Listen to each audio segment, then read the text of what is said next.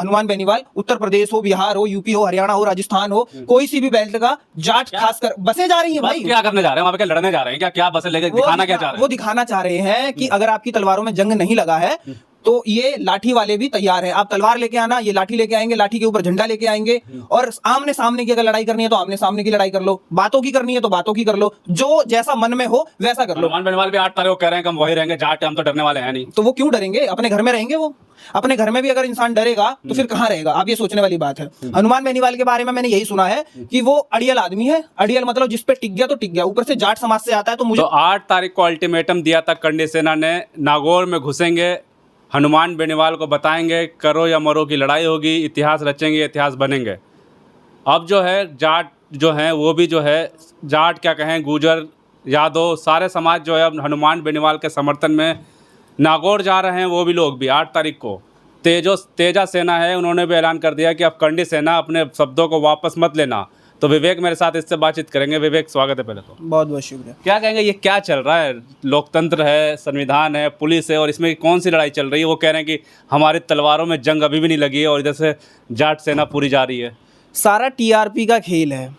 कभी कभी ऐसा होता है, किसी किसी को जब अपनी वक़्त बढ़ानी होती है या फिर नाम बनाना होता है तो पड़ी लकड़ियां लेने लगता है कि उसकी भसड़ में भी मैं, उसकी भसड़ में भी मैं, और उसकी भसड़ में भी मैं, ताकि चाहे बदनामी हो चाहे इज्जत मिले, बस मेरा 2-4 लोग नाम जान जाए।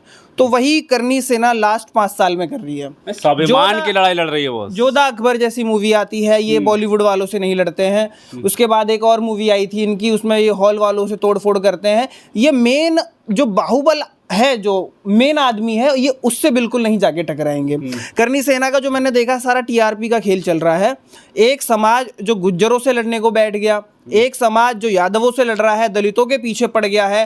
अब जब ये जाटों के पास गए हैं तो इनको मुंह की खानी। अब ऐसा था, यहाँ बोल देते थे 2-4 छोटी मोटी टकराव होकर के मैटर वहीं दब जाता था, खत्म करो। लेकिन अब जब आर पार की लड़ाई होती है, उत्तर प्रदेश में भाजपा की सरकार चल रही है, योगी आदित्यनाथ नहीं बोले ना, और कोई ठाकुर बड़ा नेता बोला कि करणी सेना के साथ हम भी हैं, हमारा भी मतलब एक तरीके से अपमान हो गया है।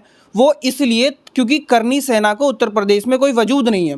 अब जो उनका एक हरियाणा का बंदा था, अध्यक्ष था, जो भी था, अब वो छुपा छुपा फिर रहा है। पुलिस जाती है वो भाग जाता है, पुलिस जाती है वो भाग जाता है। तो कुछ तो दब गए हैं और कुछ दबने बाकी हैं। अब जो हनुमान, आप जो कह रहे हो कि सिर्फ टीआरपी का खेल है करणी सेना का, लेकिन कुछ ना बुद्धि खराब है क्या उनकी करणी सेना की? कुछ समय बाद यही अध्यक्ष किसी न किसी सीट से या विधायकी का चुनाव लड़ते नजर आएंगे या सांसदी का चुनाव लड़ते आएंगे और कहेंगे देखो हम अपना विरासत बचा रहे हैं, ये कर रहे हैं। सब टीआरपी का खेल है। किसी को किसी तरीके से, कुछ आंदोलन से नेता बन जाते हैं, कुछ इस तरीके से खेल कूद करने से नेता बन जाते हैं। अपमान बर्दाश्त नहीं है उनको, कह रहे हैं कि अब इज्जत बहुत खराब कर ली, अब नहीं, अब आर पार की लड़ाई करेंगे। तो क्या इन्हीं को दर्द हो रहा है? मैं जहां जानता हूं, योगी आदित्यनाथ से बड़ा ठाकुर इस समय कोई नहीं है, शिवराज सिंह से बड़ा कोई ठाकुर नहीं है। ये लोग क्यों नहीं बोल रहे हैं? और ऊपर से वो जो अभी हमारे उसका नाम क्या है, राजनाथ सिंह, हाँ एडिट कर लेना। ऊपर से जो राजनाथ सिंह है वो तो बिल्कुल मोदी जी के बगल में बैठे हैं। क्या ये ठाकुर समाज से नहीं आते हैं क्या सारे के सारे? इनको क्यों नहीं बुरा लग रहा अगर सच में अपमान हो रहा है? और सारी की सारी जो खेल है वो है किताबों पर, वो है इतिहासों पर। न यादवों ने इतिहास लिखा, न जाटों ने इतिहास लिखा, न गुज्जरों ने इतिहास लिखा, न किसी दलित ने इतिहास लिखा। इतिहास लिखने वाले कौन है, किस विशेष जाति के हैं, उन पर कार्रवाई करो। और अगर लिख दिया गया है तो आपको कार्रवाई अपनी सरकार से बोल के कि मेरी इतिहास में ये गलत चीज़ लिखी है, लोग मेरा मजाक उड़ा रहे हैं, तो आपके पास तो यहाँ पे मुख्यमंत्री जी का बिल्कुल जिसे कहते हैं ना सपोर्ट, सारे जहाँ जहाँ आप लड़ने जा रहे हो वहाँ आपकी सरकार है। सारी किताबों को आप खाली करवा दो। आप कह दो कि ये किताबें हमें मंजूर नहीं है और नई किताबें लिखी जाएं, और जैसा आपको इतिहास अच्छा लगे वैसा आप इतिहास लिखवा दो, किसी को कोई दिक्कत नहीं होगी। इतिहास की जो बातें चल रही हैं, चाहे वो रामजी लाल सुमन ने बोली हो, चाहे हनुमान बेनीवाल ने बोली हो, ना उनकी जाति वालों ने वो इतिहास लिखा, ना वो इसको पढ़ते, और किताबें जो लिखी जा रही है वो स्कूलों में पढ़ाया जाता है। ठाकुर कह रहे हैं कि जाट बिरादरी से कोई लड़ाई नहीं है, हमारी लड़ाई किसी बिरादरी से नहीं है, सिर्फ हनुमान बेनीवाल से है। तो हनुमान बेनीवाल क्या है? अगर आप ठाकुर हो तो वो जाट हैं। अब उनके पास है सपोर्ट, 4-5 बार वो विधायक रह चुके हैं, सांसद हैं। और हनुमान बेनीवाल के बारे में मैंने जब पढ़ा तो अच्छे अच्छे जो कहते हैं ना बाहुबली, वो उनके यहाँ पे हुक्का बैठ के पीते हैं।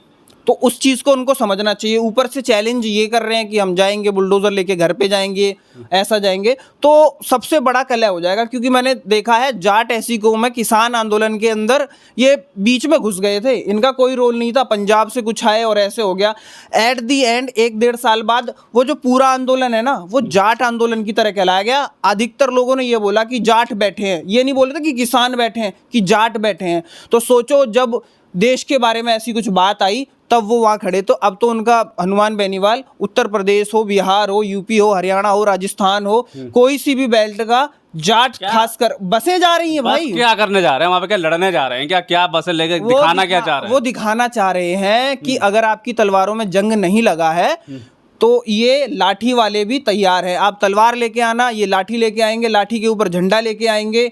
और आमने सामने की अगर लड़ाई करनी है तो आमने सामने की लड़ाई कर लो, बातों की करनी है तो बातों की कर लो, जो जैसा मन में हो वैसा कर लो। हनुमान बेनीवाल भी 8 तारीख को कह रहे हैं कि हम वही रहेंगे, जाट हम तो डरने वाले हैं नहीं। तो वो क्यों डरेंगे? अपने घर में रहेंगे। वो अपने घर में भी अगर इंसान डरेगा तो फिर कहाँ रहेगा? आप ये सोचने वाली बात है।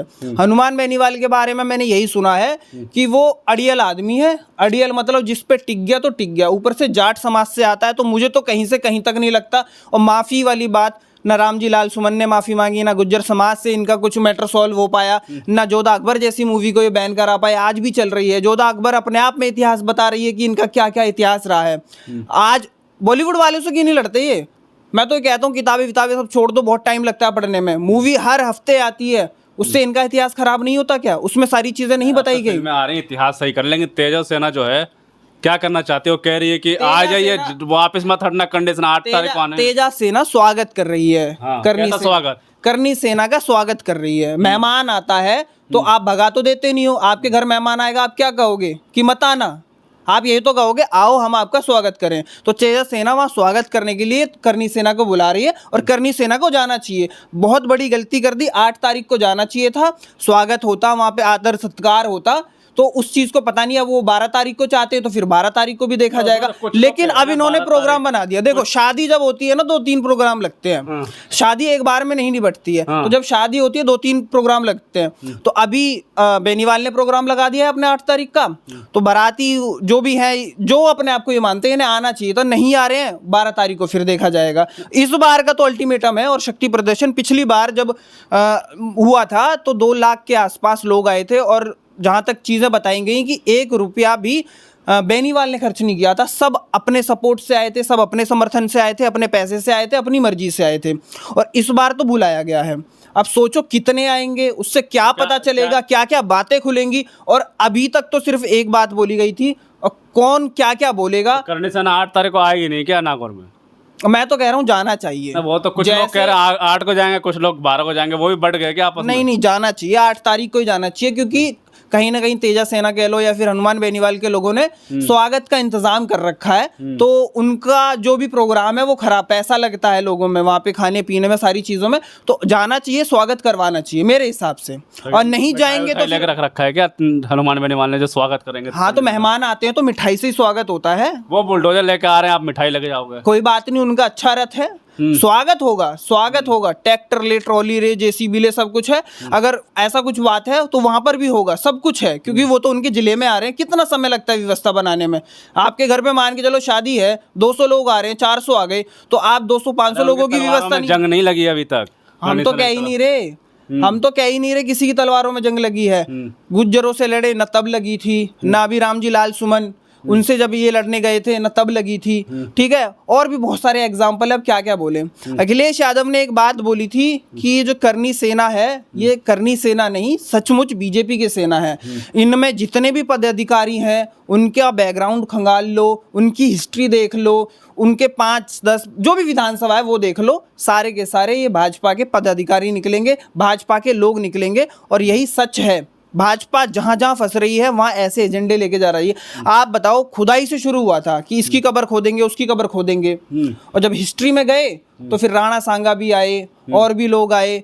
यूपी से चलती हुई बात अब कहाँ जाके राजस्थान और कहाँ कहाँ जा रही है, कल मध्य प्रदेश में भी कुछ जाएगी हो नहीं क्या? जाएगी। करने से ना ये कह रहे हैं कि जो अभी आता उठ के आता है हमारे बुजुर्गों का ही अपमान करता नहीं है। करता, ऐसा किसने क्या कह दिया आप बताओ ना। किताब में लिखी हुई बात अगर मैंने बोल दी, मैं बार बार एक ही बात बोलता हूँ, तो 2 2 4 होता है, अगर 5 है तो गलत है। जो किताब में लिखा है वो मैंने बोल दिया, तो उसमें मेरी क्या गलती? लिखने वाले की गलती है, पढ़ाने वाले की गलती है, मैं तो यही जानता हूँ ना। तो इस चीज को सबसे सिंपल सा सॉल्यूशन है, आज सरकार चल रही है इनकी, सरकार से बोले कि ये सारी की सारी किताबों में जो भी हमारे बारे में हिस्ट्री लिखी हुई है इस सब को मिटाया जाए, हम बताएंगे क्या हिस्ट्री है उसको लिखा जाए, उसके बाद कोई नहीं बोलेगा। उत्तर प्रदेश से जाट जो हैं बस भर भर के जा रहे हैं, ये क्या करने जा रहे हैं वहाँ पे? अरे बोला तो प्रोग्राम है, बुलाया गया है, दावत दी है क्या? दावत है। हाँ, हर तरीके के लोग बुलाए गए हैं। ये और सब लड़ाई के बीच में प्रशासन कहाँ है राजस्थान का? राजस्थान का प्रशासन भी वैसा ही है जैसा उत्तर प्रदेश का है। आप बोल तो रहे हो अगर परमिशन दे देंगे वो दोनों समुदाय को तो आप समझ लेना मिली भगत है, और अगर चीज़ों को ऊपर से मैनेज कर लिया जाएगा तो समझदारी है।